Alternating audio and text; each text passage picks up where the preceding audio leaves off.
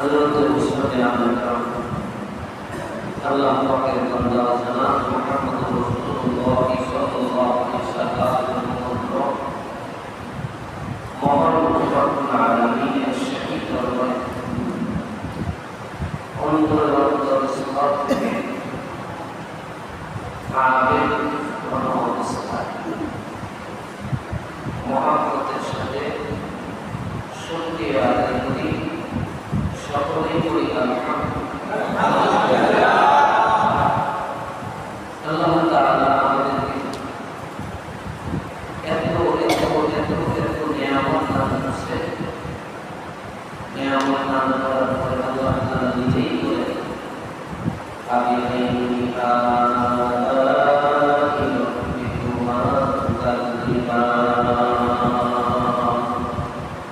তোমরা আমার কোন কোন নিয়ামতের প্রশংসা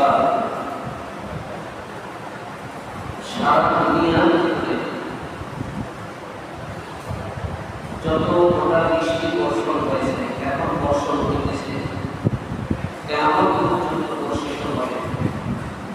এই বৃষ্টির ফোঁটা যদিও গণনা করা সম্ভব হয়, এর সাথে তামাম পৃথিবীতে যত বালু করা আছে প্রতিটা বালু কণা যদি গণা সম্ভব হয় তারপরেও আল্লাহ তাআলা নিয়ামত করে শেষ করা যাবে না।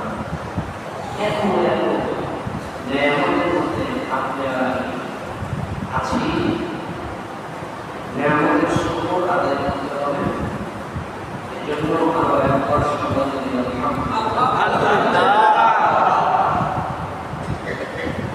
হাজারো মানুষের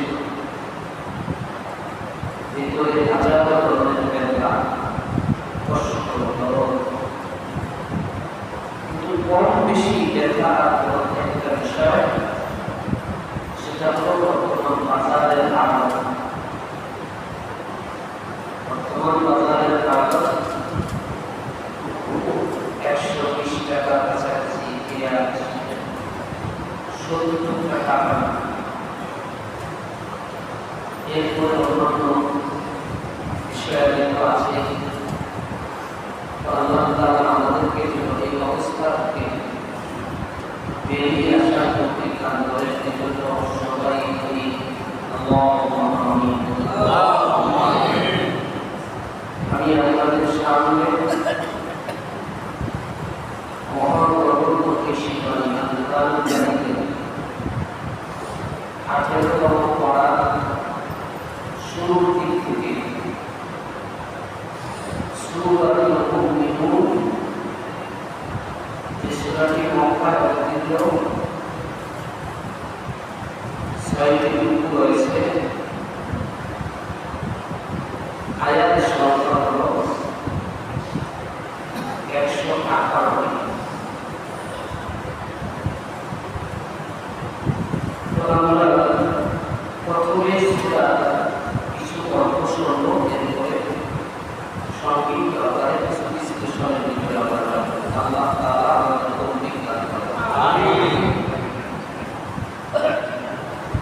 প্রথমেই আল্লাহ তাআলা যে শব্দ ব্যবহার করেছেন সেটা হলো কর্তা।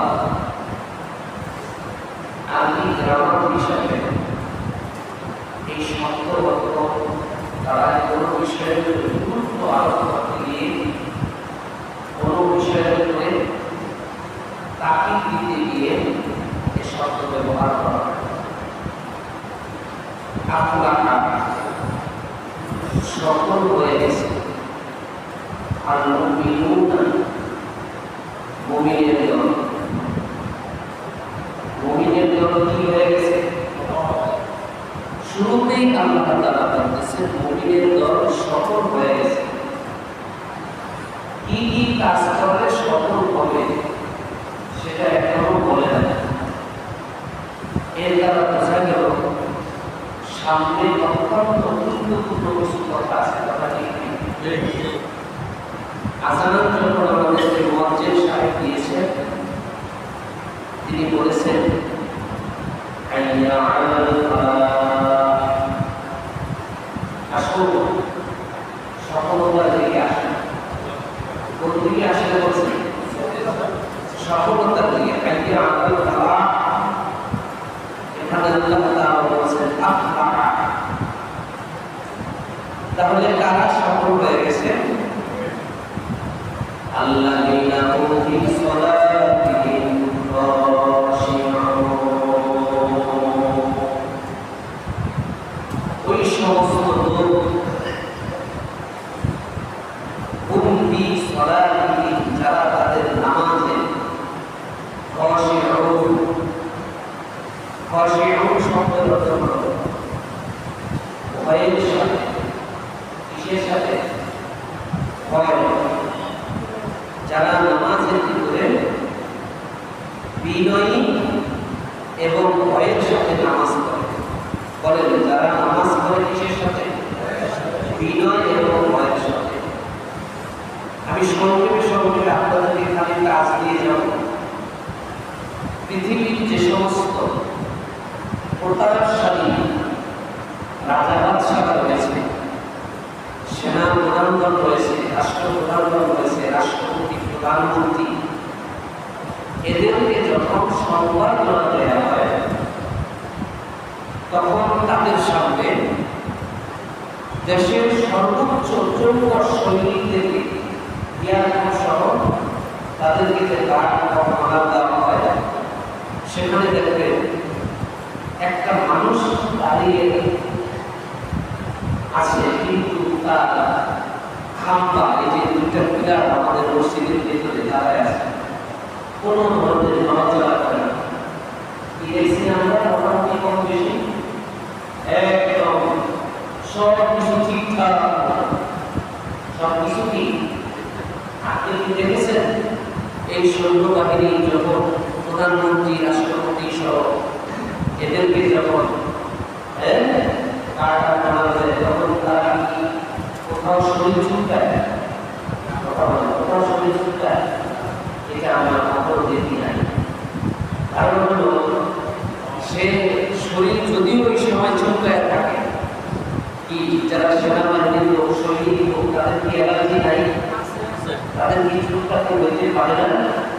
কিন্তু তারপরও কেন চুলকায় না? যে এখানে যদি আমি চুলকাই আমার খবর আছে।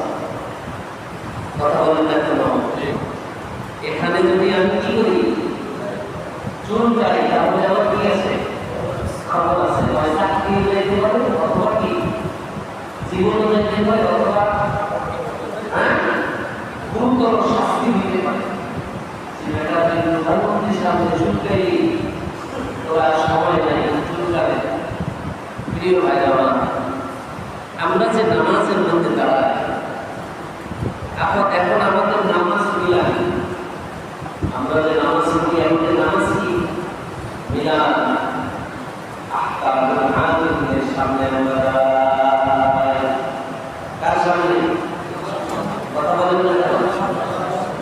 গোটা দুনিয়ার মধ্যে যত সেনাবাহিনী রয়েছে, চীনের কাছে, আমেরিকার কাছে, রাশিয়ার কাছে, বাংলাদেশ সহ তামাম পৃথিবীর যত সেনাবাহিনী আছে, সমস্ত সেনাবাহিনীদেরকে সর্বোচ্চ অস্ত্র শস্ত্রে সজ্জিত করে যত ক্ষমতা হবে, আল্লাহ ক্ষমতার সামনে উল্লেখ করার মতো কিছুই না।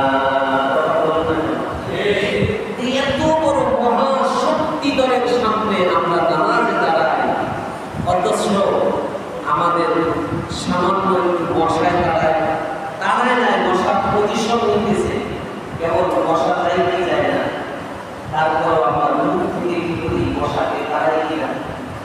আর যখন বসায় আক্রমণ করে তখন তো কোনো কথাই নাই। সামান্য অজুহাতে নড়াচড়া করি, সামান্য অজুহাতে আমরা বিভিন্ন শরীরের বিভিন্ন জায়গায় চুলকাই। আমার মনে যদি এই খেয়াল থাকতো, আমি মহান রব্বুল আলামিনের সামনে দাঁড়াইছি, এতটুকু খেয়াল থাকলে আমার তো মনে হয় না যে নামাজের মধ্যে আমরা কি করতে পারি। কথা বলেন না?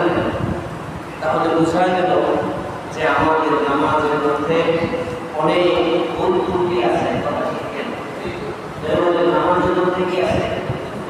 আর একটা কথা প্রথমেই বলে নেই, সেটা হলো হযরত ওমর ইবনে খাত্তাব রাদিয়াল্লাহু তাআলা যার ব্যাপারে বলা হয়েছে যে অর্ধ পৃথিবীর শাসক এবং ইনসান তিনি এমনভাবে প্রতিষ্ঠিত করেছেন, হিংস্র প্রাণী, জঙ্গলার সিংহ, জঙ্গলার বাদশাহ, বকরি বা একই পাশাপাশি একই জায়গা থেকে পানি পান করেছে, যেগুলো আর আক্রমণ করে না। এই হিংসা শুধু মানুষের মধ্যে নয়, পশু পাখির ভিতরে পড়েছে। হযরত ওমর ইবনে খাত্তাব রাদিয়াল্লাহু তাআলা আনহু যতদিন শাসন ক্ষমতায় ছিলেন, কখনো তার শাসনাধীন এরিয়ার ভিতরে মানুষ চলাচলের রাস্তায় কোনো ঘোড়া মল ত্যাগ করে না। ঘোড়ায় মল ত্যাগ করবে না। মানুষ তো অনেক দূরের ব্যাপার, একটা পশু সেও আইন মানে, কানুন মানে। কেননা হযরত ওমর ইবনে খাত্তাব রাদিয়াল্লাহু তাআলা আনহু বলেছেন, জাজিরাতুল আরবের থেকে শুরু করে ফোরাত নদী পর্যন্ত এই ইসলামী ভূখণ্ডের ভিতরে কোথাও যদি রাস্তা উঁচু নিচু থাকার কারণে আঘাতপ্রাপ্ত হয়ে কোনো অশ্বক্ষুর থেকে রক্ত নির্গত হয়, না জানি আল্লাহ পাকের দরবারে হযরত ওমরকে জবাব দিতে হবে। হযরত ওমরকে কি করতে হবে? জবাব দিতে হবে। এই ইনসাফ যখন, এই ন্যায়ের উপরে যখন তিনি চলতেছিলেন, তখন তার জীবন দশায় যতদিন তিনি জীবন্ত ছিলেন, কোনো ঘোড়া মানুষ চলাচলের রাস্তায় মন ত্যাগ করে কোনো মানুষকে কষ্ট দেয় নাই। জোরে জোরে বলেন সুবহানাল্লাহ। এভাবে যখন তিনি রাষ্ট্র পরিচালনা করতেছেন, এক এক দেশের যিনি এক একজন দায়িত্বশীল গভর্নর, তাদের ব্যাপারে হযরত ওমর ইবনে খাত্তাব রাদিয়াল্লাহু তাআলা আনহু একটা উন্মুক্ত চিঠি পাঠাইছিলেন। বলেন কি পাঠাইছেন? উন্মুক্ত চিঠি পাঠাইছেন। সেই চিঠির সার মর্ম হলো এটাই যে হে ইসলামী সরকারের গভর্নর, শোনেন, আপনারা লক্ষ লক্ষ লোকের প্রতিনিধিত্ব করেন, কিন্তু একটি কথা মনে রাখবেন, আপনি যত বড় পদে অধিষ্ঠিত হন না কেন, এই পদের চাইতেও আরো গুরুত্বপূর্ণ আর হলো নামাজ। এই সবচাইতে গুরুত্বপূর্ণ কি? আপনার সবচাইতে গুরুত্বপূর্ণ হলো নামাজ। আপনি এটা মনে করবেন না যে আপনি একটা দেশের ভিতরে লক্ষ কোটি মানুষের নিয়ন্ত্রণ, আপনার উপর বিরাট বড় দায়িত্ব, বিরাট বড় বোঝা। সুতরাং এত বড় দায়িত্ব পালন করতে গিয়া আমি একটু নামাজকে আগে পিছিয়ে করি, সপ্তাহ খবরদার, এটা কেউ মনে করবেন না। আপনি সময় মতো আগে নামাজের গুরুত্ব দিবেন। আপনি কিসের গুরুত্ব দিবেন? নামাজের গুরুত্ব দিবেন। দুইটা কথা হযরত ওমর বলছেন, নামাজের গুরুত্ব দিবেন। আর একটা জিনিস মনে রাখবেন, সেটা হলো আপনি যে দায়িত্বে আছেন, এই দায়িত্বকে বড় মনে করবেন না। বড় মনে করবেন কাকে? বলেন কাকে? নামাজের দায়িত্ব হলো। সুতরাং আমার ভাইরা, আমরা যারা এদিক সেদিক রয়েছি সামান্য বৃষ্টির কারণে আমরা যদি নামাজকে আগে পিছিয়ে করি, এটা তো হতে